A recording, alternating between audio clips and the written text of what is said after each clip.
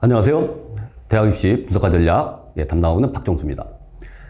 이번 시간에는 약대 입시 전형 분석 2022학년도 약대 수시 전형 분석의 두 번째 시간으로 교과 전형에 대한 분석을 해보도록 하겠습니다. 첫 번째로 전형 방법에 따른 분류를 하겠습니다.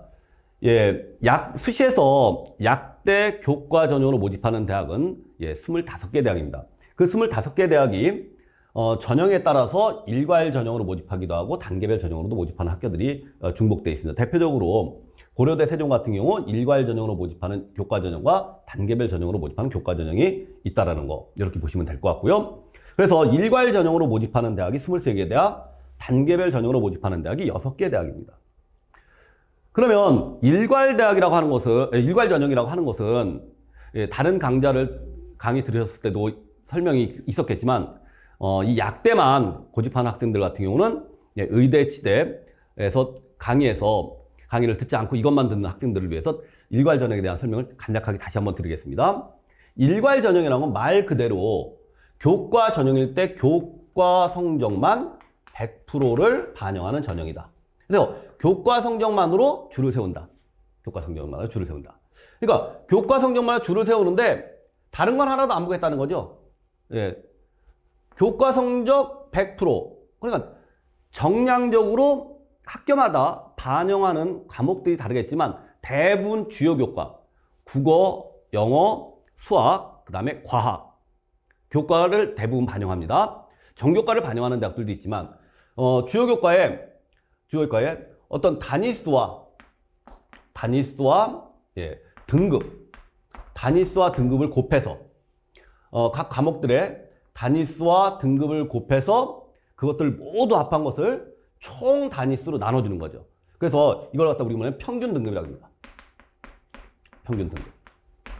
근데 이 평균 등급을 가지고 우리가 계산을 해 들어갔는데 대학마다 교과의 반영 비율이 동일한 경우도 있지만 교과별로 반영 비율이 다를 수도 있고 학년별로 다를 수도 있어요. 그래서 대학별로 환산한 점수가 계산을 꼭 해봐야 돼요. 대학별로 환산한 점수가 다를 수가 있습니다.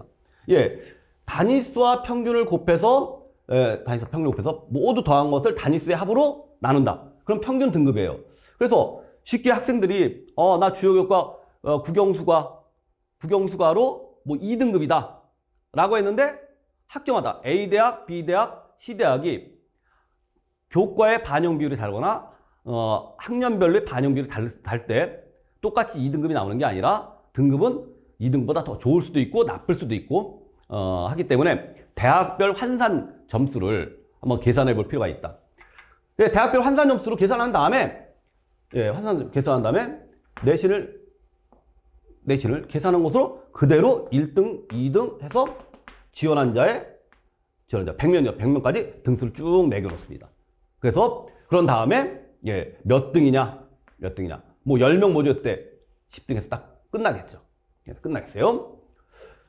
10명 모집이다. 그러면 1등부터 100명 지원했을 때 1등부터 100명까지의 성적을 쭉 나열해서 모집 인원이 10명이다. 그럼 여기 10명, 10등에 되는 학생으로 딱 끝나는 것이 일괄 전형이다. 그런데 이게 수능 최저 조건을 적용하지 않는다면 10등에서 딱 끝나겠죠? 그 중복학교로 옮겨갔을 땐 추가 학교에 나올 수 있는 거죠. 근데 수능 최저를 적용한다면 교과 100%로 줄을 세우는 다음에 수능 최저를 충족하지 못한 학생들이 다 지워집니다. 그래서 남는 학생들을 기준으로 10명을 채우게 되면 수능 최저를 마친 학생이 적다라면 내신 성적으로 꼴등인 학생도 합격할 가능성도 있다. 그래서 내가 내신이 교과 성적이 의학결, 약대를 지원하기에 좀 불안하다면 일괄 전형의 수능을 적용하는 수능 체제를 적용하는 대학을 공략했을 때 합격 가능성이 높을 것이다. 이렇게 예상할 될 것 같습니다. 단계별 전형이라는 거는 교과 100%로 하되 이 교과 100%로 1단계에서 몇 배수, 예를 들면 뭐 3배수, 5배수 학교마다 배수는 다른데 1단계에서 교과 성적으로 줄 세워서 몇 배수를 선발한 다음에 2단계에서 서류가 들어가든지 아니면 대부분 면접으로 최종 합격을 결정을 합니다. 그렇기 때문에 1단계를 통과했다 하더라도 면접의 영향력에 의해서 뒤바뀔 수도 있다. 예를 들어서 1단계에서 예를 들면 100명이 통과를 했다. 아니 100명? 아니, 모집인원이 10명이라 했을 때 뭐 3배수라면 1단계에서 30등까지 통과가 되겠죠. 모집 정원 10명에 1단계가 3배수다. 그러면 30등까지 1단계를 통과해요. 통과한 다음에 1단계 성적에다가 면접 성적이 들어가서 최종 합격을 내는데 1단계 내신으로는 10명, 10등 안에 들었지만 면접에 따라서 10등 안에 있는 학생 중에 떨어진 학생이 있고 10등 밖에 있는 학생이 붙을 경우가 있습니다. 그래서 면접의 영향력은 매우 크다. 그렇기 때문에 학생들이 면접의 부담감 때문에 단계별 전형보다는 일괄 전형으로 몰리는 경향도 있습니다. 그렇게 이해하시면 될 것 같고요. 단계별 전형에서도 1단계를 통과했을 때 수능 최저가 없다는 면접 자체가 당락을 좌우하겠지만 단계별 전형이라 하더라도 수능 최저를 적용한다면 1단계 통과했을 때 최저 안 된 애들을 다 제외시키니까 1단계만 통과하고 수능 최저를 충족한다면 통과한 학생들을 합격할 가능성은 매우 높다. 이렇게 이해하시면 될 것 같아요. 그렇기 때문에 결과적으로 일괄 전형이건 단계별 전형이건 수능 최저를 적용하는 대학들을 공략했을 때 합격할 가능성이 매우 높다. 이렇게 이해하시면 될 것 같습니다. 그래서 가장 유리한 거는 교과 전형에 일괄 전형에 수능 최저를 적용하는 대학이라고 한다면 수능 최저가 높은 쪽에 적극적으로 지원하는 전략이 매우 유리할 것이다. 이렇게 이해하시면 될 것 같습니다. 그 다음에 수능 최저 학력 조건을 적용하지 않는 대학들. 앞에서 일괄 전형이건 단계별 전형이건 일괄 대학 23개 대학, 단계별 전형 6개 대학 중복하는 대학들도 있죠. 근데 이 대학들 중에서 대부분 다 수능 최저를 적용을 해요. 수능 최저를. 근데 요 2개 대학, 동국대학교 학교장 추천 인재 전형과 연세대학교 추천형 전형은 수능 최저를 적용하지 않습니다. 그렇기 때문에 요 2개 대학은 내신이 아주 우수한 학생이 수능을 준비하지 않은 학생들, 지방에 많이 있습니다. 입시가 좀 경쟁이 매우 치열한 이 수도권 같은 경우, 그리고 지방에도 대도시 같은 경우는 내신 따기가 매우 힘들어요. 그러나 지방의 중소도시 같은 경우는 내신의 치열함이 상대적으로 적습니다. 그리고 그 학생들일수록 수능 준비를 본격적으로 하지 않은 학생들이 많이 있어요. 그래서 수능 준비가 약하고 내신이 뛰어난 지방의 학생들 또는 중소도시 학생들 같은 경우는 최저 학력을 적용하지 않는 동국대 입사 학교자 추천 인재 전형이나 연세대 송도 캠퍼스의 추천형 전형을 적극적으로 공략해 볼 필요가 있다. 근데 지금 제가 좀 전에 수도권과 지방의 대도시 그리고 지방과 중소도시를 이렇게 구별을 했는데 수도권이나 지방의 대도시 같은 경우가 입시에 경쟁이 매우 치열하다. 그렇기 때문에 내신 따기가 어렵다라는 얘기를 했어요. 그 이유는 이런 겁니다. 서로가 내신을 잘 따려고 하는 학생들이 너무 많아요.